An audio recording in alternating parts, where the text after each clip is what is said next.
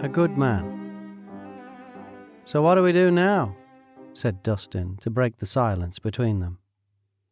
"You're supposed to... You came and got me. Didn't you have a plan?" replied Katharine. The two were sitting in the back of a city bus that contained 8 other passengers. Instead of staring with blank faces outside of the oversized windows of the bus, the inquisitive 8 stared at Dustin and Katharine, doing a poor job of not being obvious.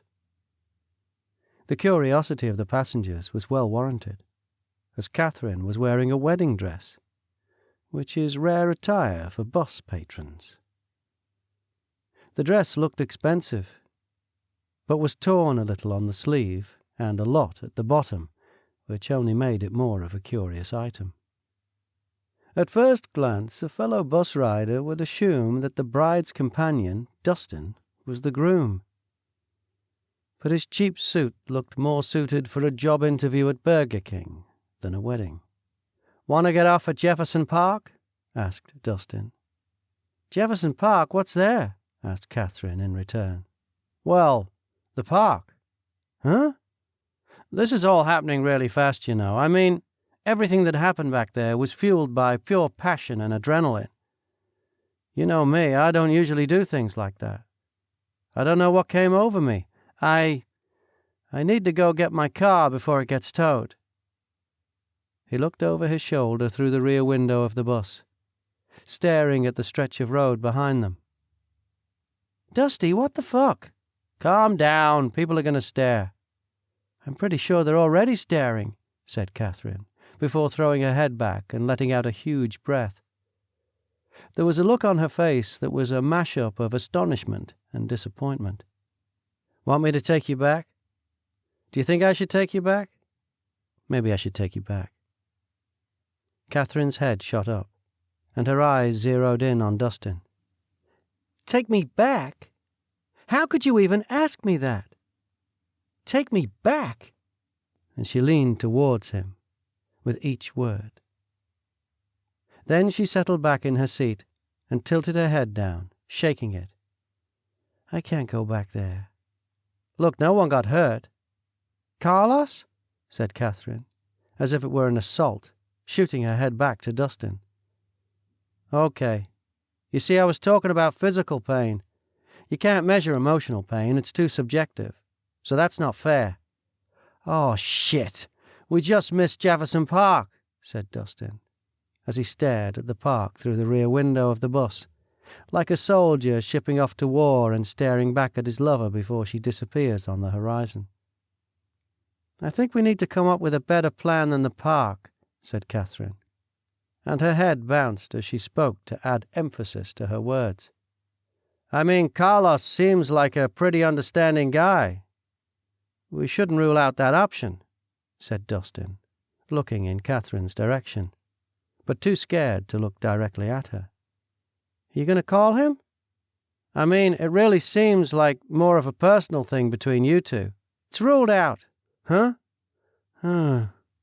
Maybe we should talk about what to do next over some food. Are you hungry?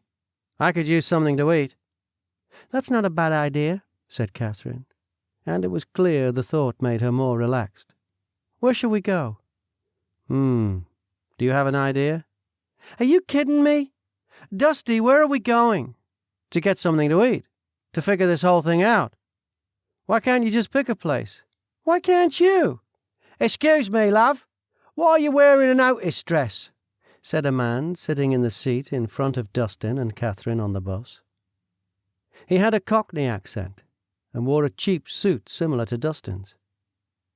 Living up to the stereotype, his teeth were in deplorable condition, but he spoke with, and projected, easy confidence that implied he did not care. "An Otis dress?" replied Katharine, after taking a moment to try and figure out what the man had said. "Yeah, Otis. Otis Redding. Wedding," said the Cockney man.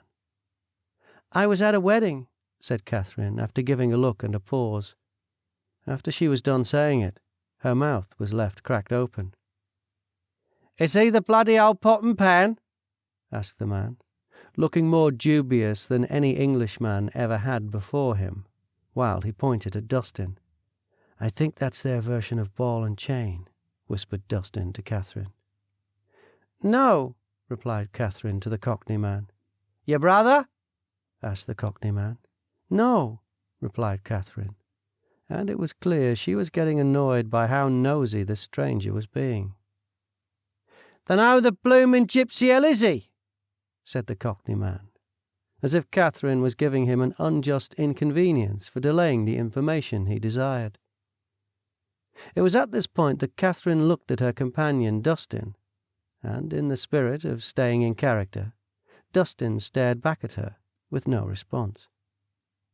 The two did not realize that, during their dialogue exchange, the bus had gained 10 more passengers and was filling up. "Can you not answer the question?" said Katharine to Dustin. "But he asked you," replied Dustin, which Katharine rejected by closing her eyes and giving a sigh. Then Dustin said, "I don't know, Katie. You know, this has all been happening a bit fast between us. Maybe we shouldn't throw a title on it so soon." "Oi, mate, you never say that to your lady," said the Cockney man. "Thank you," said Katharine to the Cockney man, after giving Dustin a death stare. Then she said to Dustin, "At least someone gets it. I'm here because of you, and you don't even—" "Shut up," said the Cockney man to Katharine, and he turned to Dustin and said, "I don't mean to be bloody funny, but having to earwig your lady friend here is bloody awful. I don't know how you do it.